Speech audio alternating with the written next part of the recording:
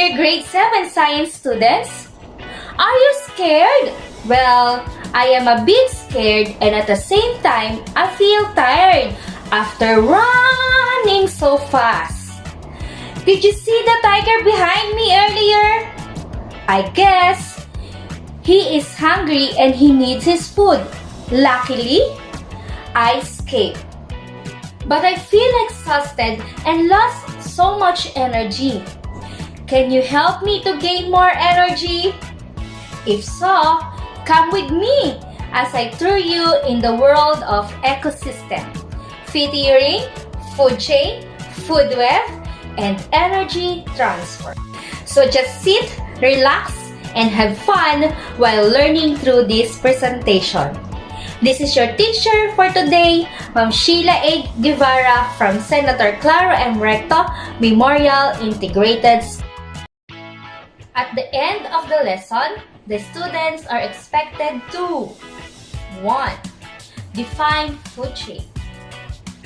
Identify the components of food chain and differentiate producers and consumer.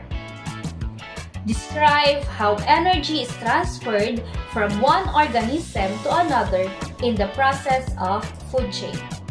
And draw either a food chain or food web. In our previous discussion, you have learned about the different ecological relationships such as mutualism, commensalism, parasitism, competition, and predation. This morning, we will be dealing with another interaction of organism with our ecosystem. Look at the picture. How will you interpret the picture? Great! The picture shows fish eaten by another fish and the smaller one who eats seaweeds. Why does an organism eat another organism? That's right! An organism eats another organism in order for them to survive and to gain more energy that will be used by them for their daily life processes. Do you know the tune of May Pulis sa Ilalim ng Tulay? If so, together, let us sing this song. May damo sa ilalim ng tulay. May damo, may damo, may damo, may damo, may damo, may damo sa ilalim ng tulay. Kinain ng daga ang damo sa ilalim ng tulay.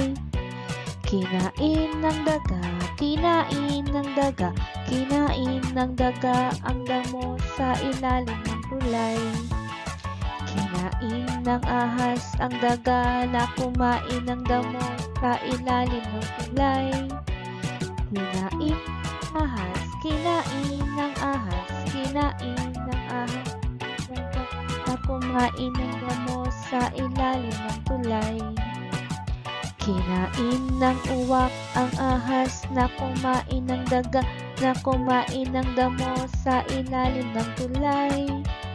Kinain ng uwak, kinain ng uwak, kinain ng uwak ang ahas na kumain ng daga na kumain ng damo sa ilalim ng tulay. Woo! That was awesome! Let me see if you really understand the song. What are the organisms involved in the song? Yes! The organisms involved in the song are grass, rat, snake, and hawk. Which organisms in the songs are predators? Great! The predators are snake and hawk.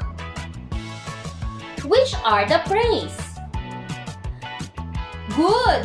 The preys are rat and snake. Are you good in rearranging jumbled letters? For this learning task, you need to identify the given statements below just by rearranging the jumbled letters. Number 1. The main source of energy. Great! The answer is sun. Next, organism that can make their own food? Nice! It is producer. Next, the most common producers in the ecosystem. Very good! It is plants. Organism that feed on another organism. That's right! It is consumer. Perhaps in your previous grade level, you have already acquired knowledge about food chain and food web. How does food chain and food web differ from each other? How did food chain and food web help in transferring energy from one organism to another? Hey, lucky man, can you give a bite to me?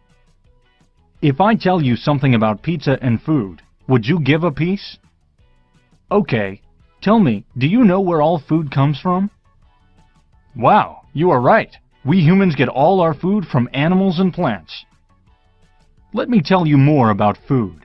Plants are only living species who make their own food. They use sunlight, carbon dioxide from air, and water from soil to make their food. This process is called photosynthesis. So now you know plants make their own food. All other species like animals and we humans are dependent on plants. Now see, a giraffe is coming. It is eating the plant. Species who only eat plant are called herbivores. Oh, what is happening? A lion is coming. Oh, it is attacking the giraffe. Oh, it has killed the giraffe and is eating it. Species which eat other animals are called carnivores. So you have seen plants make their own food. Other animals eat plants, and some other animals eat those animals who eat plants. So all are dependent on plants. This is also called food chain. It starts from plants. In food chain, plants are known as producers as they produce food.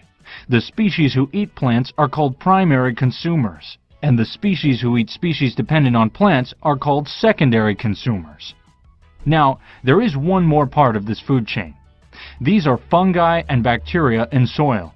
When animals die, these fungi and bacteria in soil decompose their dead bodies. They become nutrients. These nutrients again are used by plants to make food. See here, when lion dies, its body is decomposed in soil by bacteria and fungi, and it turns into nutrients. Then, these are again used by plants. These fungi and bacteria are called decomposers. Decomposers are an important part of food chain. Let us see other food chain. Here, rat eats acorns fruit, which comes from plant, and snake eats rats. Eagle eats rat. Eagle dies. It gets decomposed, and plants use decomposed nutrients to produce fruit. The food chains which we saw, which have one producer, one primary consumer, and one secondary consumer, are called simple food chains. Actually, life is not so simple. Look at this picture. This is very complex. Look at the rat. It can be eaten by cat also, or it may be eaten by snake. Plant can be eaten by goat or by rabbit. These kind of complex food chains are called food web, as they are very interconnected, like a spider web. So now you know a lot about food, food chain, and food web. Organisms interact in the ecosystem, resulting in various feeding relationships, one of which is food chain. So food chain is the sequence of transfer of matter and energy in the form of food from organism to organism, drawn using arrows to indicate the direction in which energy is transferred from one organism to the next. The autotrophs or producers constitute the first trophic level, obtaining their energy directly from the sun. So these are the photosynthetic plants, which converts the sun radiant energy into nutrients. Are plants the only organism in ecosystem that can produce their own food? The answer is no. There are also microorganisms that can photosynthesize. For example, is phytoplankton. The herbivores, or primarily consumers, constitute the second trophic level, obtaining their energy directly from the plants. There are the plant eaters. Carnivores feeding primarily on the herbivores are called secondary consumers, and they form the third trophic level. These are the flesh eaters, which eat herbivores, are the primary consumer. The fourth trophic level is the tertiary consumers. These are also carnivores, or the flesh eaters. They are larger carnivores which eat the secondary consumer. Food chain will end when the tertiary consumer dies. Decomposers play a vital role in this part. Decomposers break down dead organic matter and thereby release essential nutrients back into the environment. Let us go back in our song. Again, what organisms are involved in the song? Okay, very good. So we have grass eaten by rat, rat eaten by snake, and snake eaten by hawk. Grass serves as producer, rat is the primary consumer, snake is the secondary consumer, and hawk is the tertiary consumer. Grass is in the first trophic level, rat is in the second trophic level, snake is in the third trophic level, and hawk is in the fourth trophic level. While it is true that food chains also show pathway for energy and the recycling of nutrients from the producers to the consumers and decomposers, then back to the producers, they seldom exist as independent and isolated entities. This means that all food chains are actually interconnected, forming a complex web of feeding relationships called food webs. So food webs are the natural interconnection of food chains and a graphical representation of what eats what in an ecological community. Thus, the term food web denotes the interconnectedness of this complex network of many. One way of studying the relationship of organisms in a community is by determining how different species acquire their energy supply. Do you know why we need food? Okay. You know we need food to get energy. Energy is required by living being for growth. Also for movement, we need energy. Similarly, when species reproduce, they need energy. Also, as grow up or grow old, our old tissues get damaged or new cells are produced. This process also needs energy. Now, from where this energy come from? Most of the living species use sun's energy. This energy is transferred to body via food they eat. Sun gives light energy, which is used by plants to make their food by photosynthesis. These plants are eaten by primary consumers and energy is transferred to them. Now secondary consumers eat these primary consumers and energy is transferred to them too. So does giraffe get all the energy from plant which plant gets from sun? Or does lion gets all energy from giraffe which giraffe gets from plant? The answer is no. Actually, 90% energy is lost when it passes from one part of chain to other. Like 90% energy is lost when giraffe eats plant. Similarly, 90% energy is lost between lion and giraffe. Look at this pyramid. It is called energy pyramid. This shows that energy available becomes lesser and lesser as we move on the top of food chain. To understand energy pyramid, let's assume plants absorb 1,000 units of energy from sun. When giraffe eats it, 90% energy is lost, so giraffe only gets 10% of energy. This means energy transfer from plant to giraffe is 105 of 1,000 units of plant energy, which is 100 units.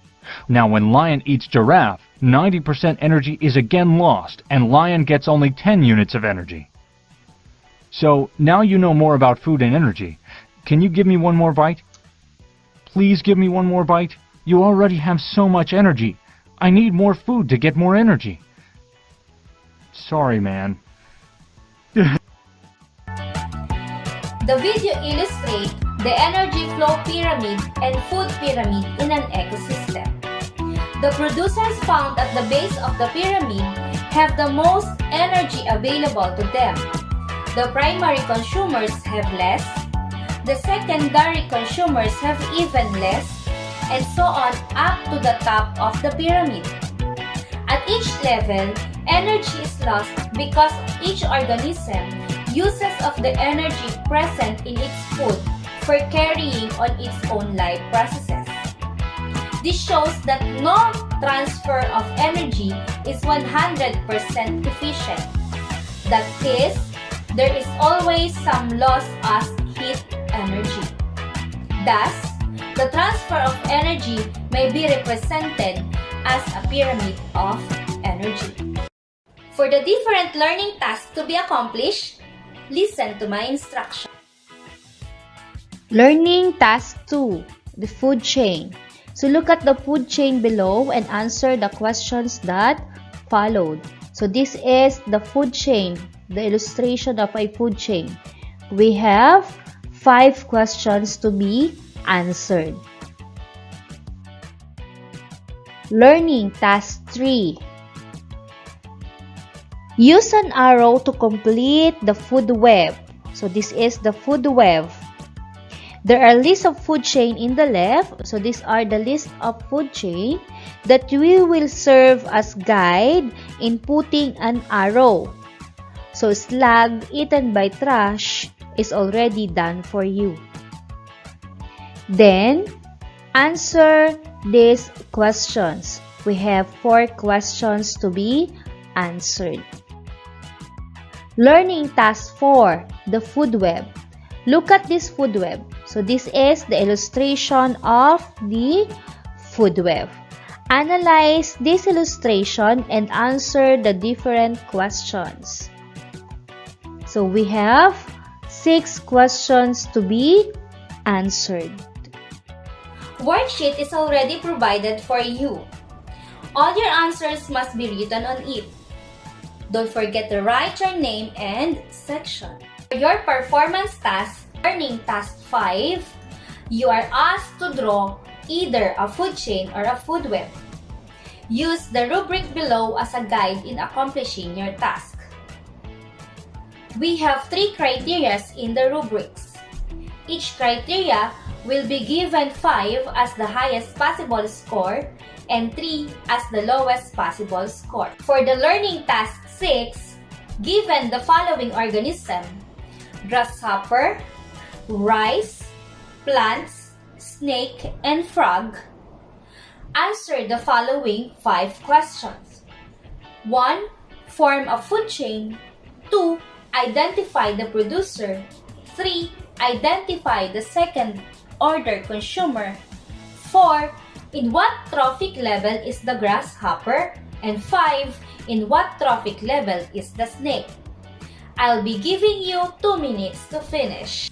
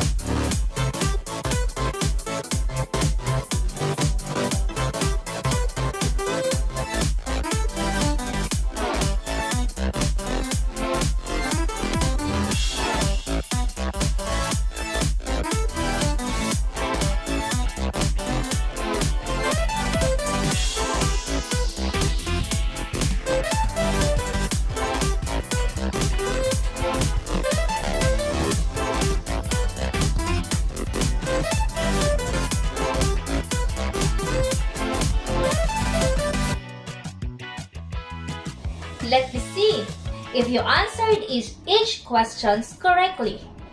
For number 1, you need to form a food chain. So the right food chain will be right. Rice plant eaten by grasshopper, grasshopper eaten by frog, and frog eaten by snake. For number 2, identify the producer. Very good. So the producer is rice plant.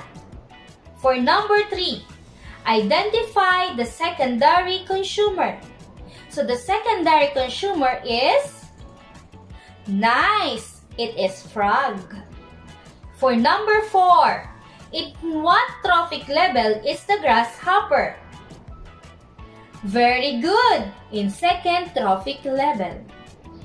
In what trophic level is the snake? That's right. In fourth trophic level. Perfect! You have scored high in this evaluation. Awesome! You really did a good job.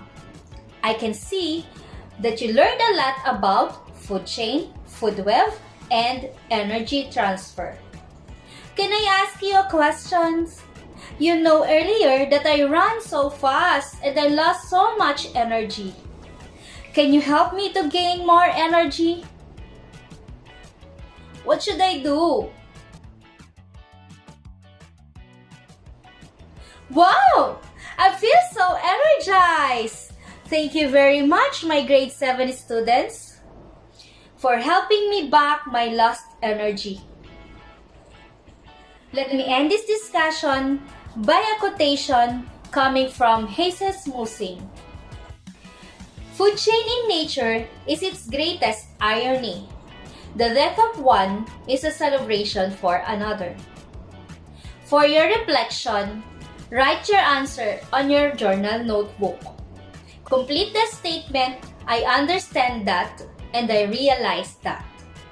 Again, this has been your teacher, Ma'am Sheila Guevara, saying thank you and bye-bye!